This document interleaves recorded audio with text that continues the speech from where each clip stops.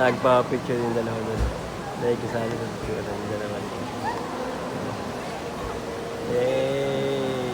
Yay! Yay!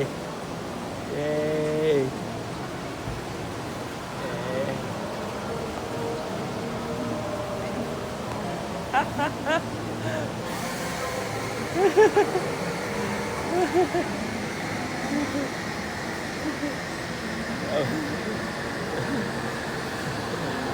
Yung dalawa.